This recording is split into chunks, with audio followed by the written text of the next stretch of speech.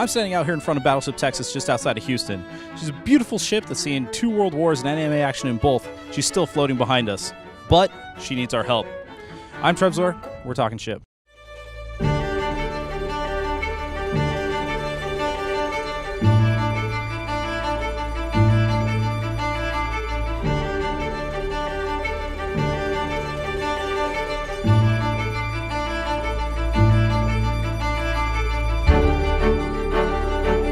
I'm here with Julius Taylor. We're going to be talking about the restoration project here on Battleship, Texas.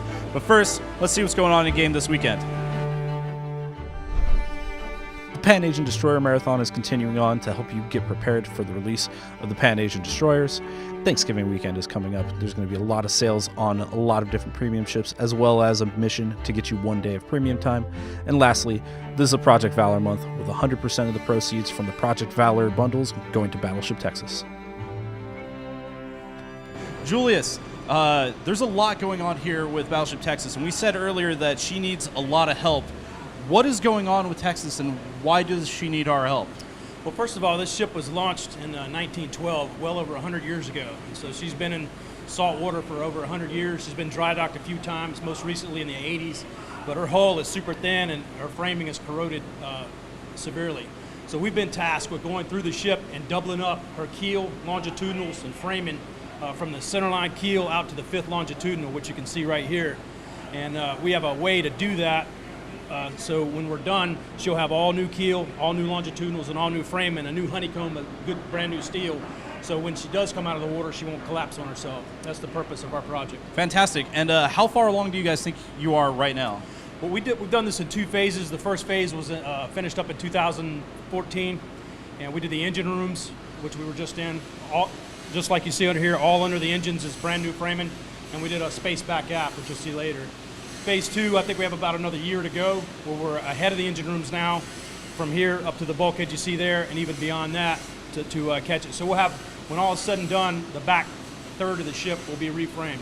Okay, so what work goes into reframing this ship? Like, what are the steps that it takes to put a new frame and hull onto this very, very old battleship? That's a great question. There's a lot of work that goes into it, because what you're looking at right here, most of what we've been working in is former fuel tanks that contain number 6 oil or Bronco C. That's what the boilers burned to make the fuel. So step 1 is we have to clean those fuel tanks out and make it such that we can enter them and cut with a torch without blowing it up, of course.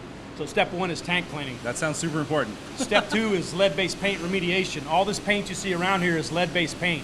So anywhere we cut, we have to have a company come in and remediate 4 inches either side of that cut line, so that when my workers cut with the torches, they don't breathe lead fumes on. So that's step 2. Step 3 is we have a certain sequence so that we don't overstress the ship. We'll come in and cut 1 strip of tank tops out. That's what this opening is. This used to be, just like that, a continuous piece of plate. Okay. And then down below, that is the actual bottom of the ship you're looking at right there. Wow. Which can be very thin.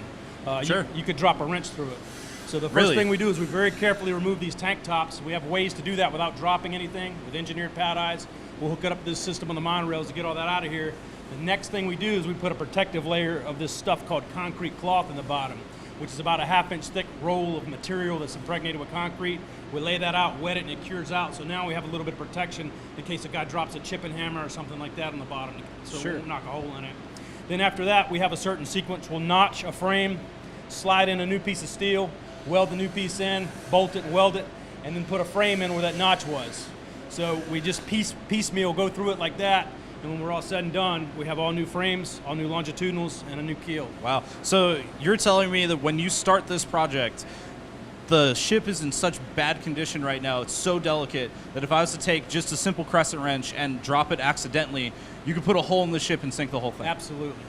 I don't know that you'd sink it, because we've done steps along the way to make Sure. it much more Sure. watertight. But there are certain spots. These are in okay condition, but back aft, there are places where you could take a screwdriver, no doubt, and shove it through the hole. Wow. No doubt. That's very, very thin. Yeah, she's thin. And when you're all said and done, this is going to be a lot safer, a lot better, a lot stronger, so that when she does get dry docked, she's not going to fall apart. She's just going to be able to be a whole ship That's again. right.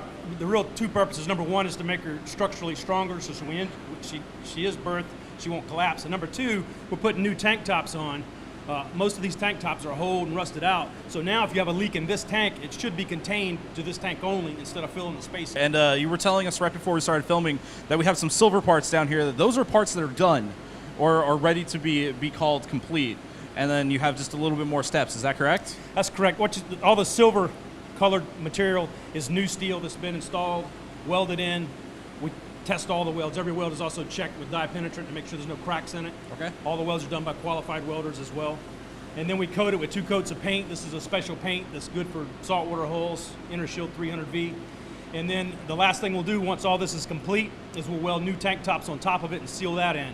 But what you're seeing, all the silver stuff is new, and if you look on the back side of it, you'll still see the old frames that are still there, and they're the old rusty-looking 100-year-old frames. Sure. So the beauty of this is we're not removing anything from the ship, we're just adding to it. Okay. So to give our viewers a sense of time and scale, just this room we're standing in, how long would it take to fully rebuild the whole thing?